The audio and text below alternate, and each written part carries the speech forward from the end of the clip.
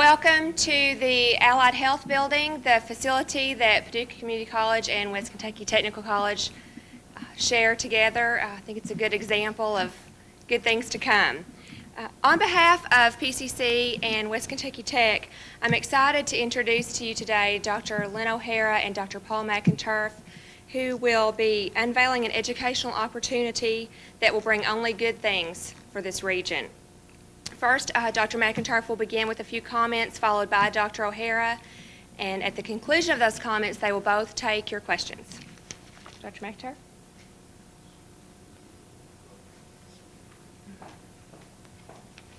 Thank you.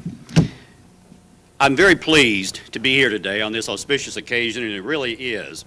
In my opinion, when I came to Kentucky a little bit over a year ago, this is what I was kind of looking forward to. This is the next stage in this total development. This partnership is good for 2 or 3 reasons, especially good. It's good for students. It comes closer to providing a seamless education and giving those students a better range of opportunities. It also is good because it will provide easy access to academic offerings from both institutions. It's also extremely good for economic and community development, and we all know how important this is. One college under one institutional banner can provide a single vehicle of higher education that is fully equipped to attract not only new industries, but to provide expansion possibilities for those businesses that are already here. And it's very important to us to take care of the existing needs of those businesses. A third point is that it's good for the college. We've been hampered on our side of the fence, so to speak, with grant opportunities. By becoming a comprehensive community college, we can enhance our opportunities for obtaining grants, which will help us to develop other programs. And lastly, what really impresses me in this partnership is that we have the ability to shape our own destiny. I would much rather be at the lead than coming behind somewhere down the future. Dr. O'Hara?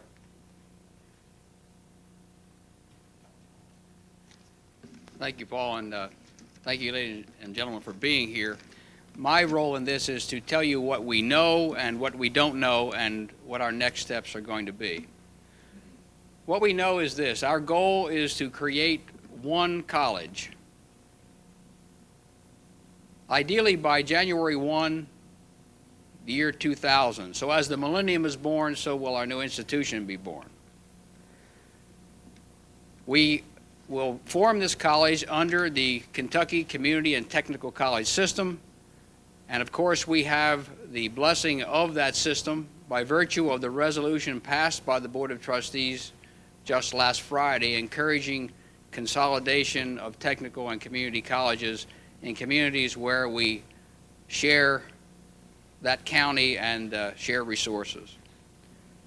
We know we're going to create a seamless educational system, which was a centerpiece of the vision that Governor Patton had when House Bill 1 was passed in 1997. We know that our mission will not change. The mission of West Kentucky Tech and PCC will be melded into a single mission statement, but what we do for a living today is what we will do for a living when this new institution is produced. We know that the history and the integrity of the two institutions will remain prevalent throughout our combined existence. West Kentucky Tech has a very rich history dating back to the year 1909, and Paducah Junior College was founded in 1932. That history is a tremendous asset to this community and will be a tremendous asset to us as we combine into one. So throughout our existence, those two names, Paducah Community College and West Kentucky Tech, will remain prominent. We know that the combined institution will be a SACS accredited institution, and we will jointly pursue that reaccreditation as we were scheduled to go through our reaccreditation visit at PCC 2 years from now in any case, and West Kentucky Tech was a SACS accredited institution 2 years ago, and they chose a different route Now we will all pursue a single institutional accreditation with SACS. We know that the Paducah Junior College connection with the University of Kentucky will remain very strong in the field of engineering and also in areas of research and in graduate studies. That agreement was penned between the Board of Trustees of PJC and the Board of Trustees of UK subsequent to House Bill 1 having been signed, and that agreement will continue to flourish. We know that Dr. MCINTURFF and his administration will remain prominent throughout the existence of this new organization. We know that our area legislators are aware of what we are doing and have given us a green light to move forward. We have briefed leaders throughout the region. We have briefed our collective faculties and staffs and our boards and have received nothing but positive reactions from them. So what's next? What is next is a broad empowerment and involvement of our faculties and our staffs. The easiest thing in the world, I believe, to do administratively is to simply decree what is going to happen and then have people carry out your mandates. But I also believe that that is the poorest way to do business because you're likely to make a great deal of mistakes. So we are going to immediately form transition teams of first interested parties and of course individuals who are involved in various practices and procedures at the colleges, and they will work over the next several months to ferret out and feather out the way the organization will work. It is our goal to go before the KCTCS board at the earliest possible time, ideally in June, to tell them that we embrace the consolidation effort that they have encouraged in their resolution, and to tell them that we intend to consolidate these two organizations and to get their blessing on the transition period that we have. Ideally, this will all be completed by the year 2000, probably in June, but we would like to launch the institution January 1, 2000. There will be regular updates to our employees and to our communities, of course through the media and also through our various websites.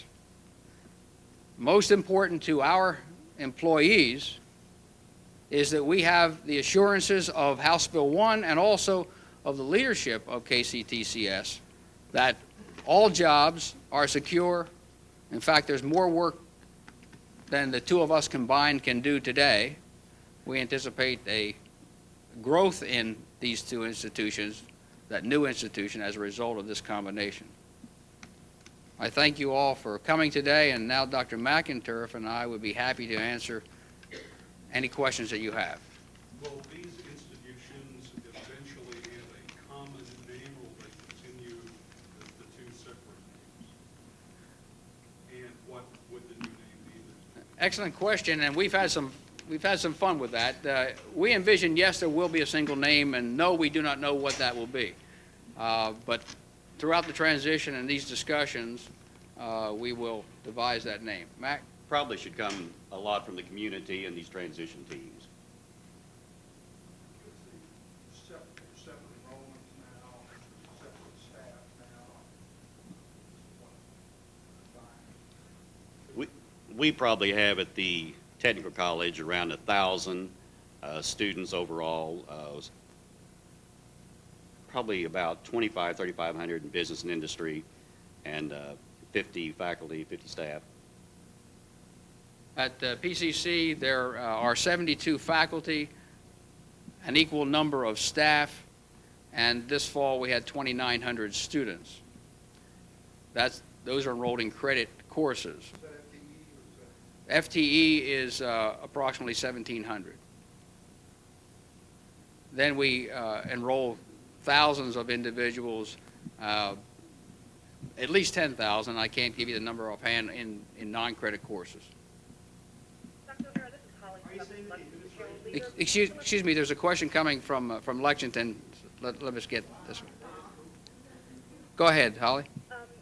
How many programs existing between the two colleges are similar in nature, or identical, or are there joint projects you're already working on?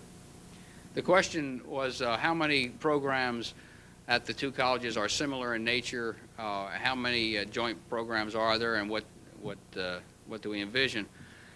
Since 1991, these two institutions have shared the building we're in right now. Our allied health programs have been together since 1991, and we have 3 programs in this building, and I believe you have 9. There are 9 allied health programs. We have similar programs in the business areas, but beyond that, the programs widely diverge from purely technical, in Dr. McInturff's case, to largely transfer-type programs at the Paducah Community College. Mac? Very few duplications, so that's not really a problem at this point. What about education and administration, financial aid? That's an excellent question. The transition teams are going to work through that, but here's what we envision, that the teams will help us to devise how things like business offices, student services offices, and the like will work. But it's clear that we will evolve toward a system of having single admissions, single records, single student services, just larger departments. On that score, we have had discussions with the appropriate leadership to help us to secure the funding for a joint administration building for this new institution. And of course, that has to work its way through a lot of different steps, and I would never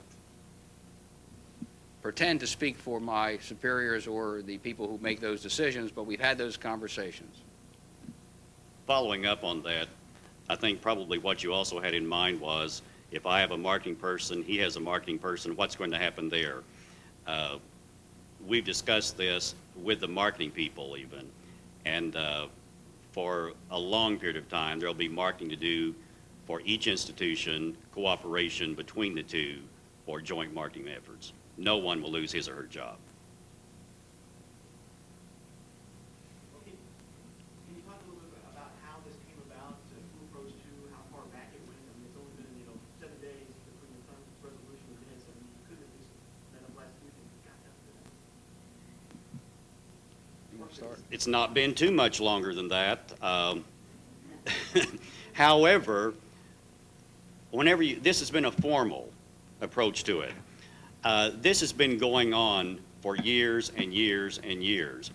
And as two leading institutions, some of the things that have been done in the past have simply paved the way for this type of partnership. When I arrived on the scene a little over a year ago, I looked around and wondered why some of these things had not already been accomplished. I've talked to my staff over the time that I have been here.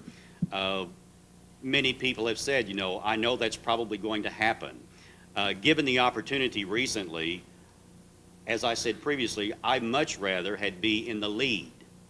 Given the opportunity to design an organization, I'd rather be at that point than on the tail end somewhere. And I think that's where his college and my college have always been. We want to remain leaders. We want to have a good say in what's going to be happening to us. Mac is right, though. The clear signal came last week as a result of the resolution, but also we've been postured for this for a long time. This building is a clear example. 7 years of, I hate to say it, but it's been perfect harmony for 7 years. When you say those kind of things, and things go badly, but it's been a wonderful relationship here. We have combined our business and industry services at the Information Age Park, so those services are combined. When I brought this subject up to my staff, there was no surprise. It's just a matter of when would it happen, and when one reads House Bill 1, it's clear that if Kentucky is going to catch up with the rest of the world and get ahead of the rest of the world, this has got to happen. the successful states in attracting business and industry and serving business and industry have comprehensive community colleges that offer the full array of educational services, and we don't have that. But with this combined institution, we will have it, and we'll have it as good as anybody does. What does consolidation affect tuition? Tuition is out of our hands, and that is decided by the Council on Post-Secondary Education and by the Kentucky Community and Technical College System. So this consolidation will not. I think what you'll see in time, though, is that a consolidated tuition system for the state of Kentucky. I think if you read the resolution carefully, what we're doing here today is being encouraged throughout the state, and I think that single tuition is probably going to happen, but I can't speak for that. Along the economic development line, have you lost any students that weren't able industries that variety of training that needed? Not just you, but I mean because of business needs. Is that critical of that? I believe that it is. What companies will not tell you, because you don't get much chance to interact with them, is why they did not come. And you court them for a long time, and they don't come. I do know that states, the governor, our governor in particular, have said repeatedly, and I've seen repeatedly, that education and economic development are really two faces of the same coin. That the most important question to an employer today is training and education. So I believe, and believed in 1991 when I came here, that Kentucky was suffering from this separation of the technical from the transfer programs. You'll never know for certain why they didn't come, but I believe deeply that that's why. I believe it will make a tremendous difference. And I would like to carry that one step further, not just attracting and losing new industries, but we have a responsibility for economic development for maintaining the industries that we have. And I think this is a much better step towards doing that. Our budget at PCC is just a little over $10 million. Ours is about half of that. Do you expect any economies? What's the economy savings from this current? Initially, I do not. And what I think will happen, and that's a really good question, what I think will happen in the long haul is that because there's more work to go around than we have right now, no one will lose their job, and all positions are solid. But I do think that job responsibilities may shift in the long run if one finds that certain departments need more help than they have, or certain people decide they would rather work in a different department. But initially, there are no economies. Initially, you're really going to have a lot more work than you've got today.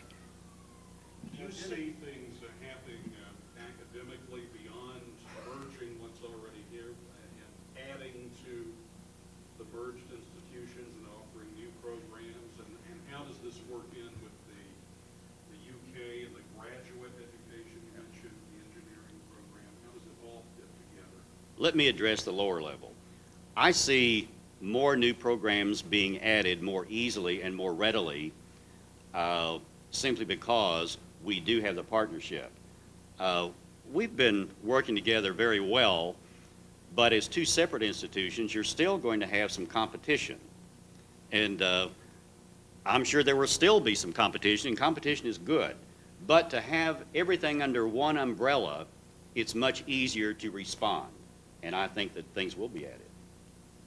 And Bob, I think that you'll see a lot more collaboration and a much greater blend to our two organizations. Some things almost will happen fortuitously. On the way here for this meeting, and we just addressed our employees to tell them about what was going on. Folks from my performing arts department hollered at me and said, Len, we just agreed on a dinner theater program. They will provide the culinary arts, and we'll provide the theater. And that's not too far-fetched. That's really an excellent idea. When we begin to see the resources that are at both institutions, many ideas will surface. It will be like a comprehensive college doing the kinds of things that comprehensive colleges do. So I'm excited about it. I'm nothing but positive about this. Dr. McInTURFF, Yes. could you talk about, I guess, what transition will mean for technical college students? My understanding is that technical college classes tend to run a little different schedule than most community college courses. Do you see that this new institution will completely adopt that kind of 3-day-a-week or 4-day-a-week college? No, no, I don't. As Dr. O'Hara just said, you know, the integrity of the two institutions will remain. We will still be offering technical programs as needed. If we have technical programs now that are meeting 5 days a week with labs, we have no intentions of going to a 2 or 3 day lecture. That's not the thrust of the partnership. We still want to maintain good, honest technical programs. There may be some minor changes down the road, but it's not the intention to change the mission of the college. I think it's important, Holly, to recall that much of the motivation behind this, much of the governor's motivation behind the changes he put into higher education at the level at which we function is to serve business and industry, to attract them, to retain them, to retrain employees. And so what will drive our curriculum will be what the businesses and industries need. And if it's hands-on, 4 days a week, 5 days a week, then that's what we'll continue to provide. So I guess we'll be taking the best of both worlds. That's a Yes. good phrase. We think it is the best of both worlds. Jim and Bob are both said merger in their questions there. You know, when you get to it, would you agree that that's, would you both agree that that's what this is? And let me ask you about how administratively, you got any idea what kind of a structure there'll be from January, which you guys will be constructing? The question that we got, Holly, was that two of the reporters used the word merger, and we didn't jump on top of that word. We've avoided the term merger for a couple of reasons. One is we've not been authorized to merge. We've been authorized to consolidate services. That's what the resolution says. Secondly, we've avoided merger terms because merger has come to mean negative things. The connotation of merger conjures up thoughts of spinning off services to some other entity. We have no intention but to continue our services and expand them. It also brings to mind a loss of jobs and so forth, and there's absolutely no loss of job going to happen because of this. In terms of who will be in charge and so forth, we have had many discussions about that, Dr. McInTURFF and I, and Dr. McInTURFF will remain prominent in the organization. We don't have a title yet, but I will be the Chief Executive Officer of the new college. And let me continue on the merge for just a second. Merge in the past has meant a blending or a fusion of programs. We're primarily concerned right now with consolidating services and then working programs as whatever needs come from business and industry in the future. You know what states, you mentioned other states already doing this consolidated system that's most, or is this a fairly new thing? Well, I just came from Illinois, spent 36 years in a comprehensive community college of around 6,000. It's been going on in Illinois, Florida, California, other states, Texas for years. Illinois jumped theirs up to the comprehensive state back in the early 60s and running just as we're talking here, vocational transfer, having that convenient access, and it's been very successful. Most states do it in the comprehensive way. I've worked in Pennsylvania, it was comprehensive there. Virginia, likewise, Florida, the same. I was in Alabama this week for a meeting, and the front page headline on Wednesday, I believe it was Wednesday, read, State Captures Honda. They have the consolidated comprehensive community college system in Alabama, and much of what attracts these kinds of firms is the ability to deliver these kinds of services. South Carolina is well known for being able to attract industry, and they have the comprehensive system. So this is, Kentucky's system is quite uncommon. But unlike South Carolina, they only have a technical college. And my question is, with a community, with a system that really has divided students, how do you think the faculty, my impression is they think of themselves differently. Community college thinks of itself as more academic. The technical school thinks of themselves as more technical, which they are. And the two are now very separate. How do you anticipate the faculty are going to get together? You said they think of themselves differently. They do, and I hope they continue to do so. That goes along with maintaining your heritage, your role in a transfer community college or a technical college. So I hope that really never changes. What I do hope changes is the understanding that even though we are different and we have different missions, we can still work together in a synergistic effect and have a much greater effect on the Paducah and the Western Kentucky region. So I'm looking for a blending of attitudes and opportunities, but we still want to keep these identities, you know. When you lose that, then you're losing your basic mission, and I think you can have both. And that's how it does exist in these states that are comprehensive. The identity remains the same, but it's under one umbrella. It's not too dissimilar to what those of us who went to universities experienced. There are colleges of agriculture, colleges of medicine, colleges of business, and as I said to my staff, do you think that most days the College of Agriculture says, let's go over and do lunch at with the medical school faculty? It doesn't happen, but they're all part of that University of Kentucky, so they maintain their identity, but they have a single mission. And we hope that there will be lunches, though, you know, once you get to know people, they're not so bad. Well, thank you very much. Thank you. Holly, thank you. Thank you.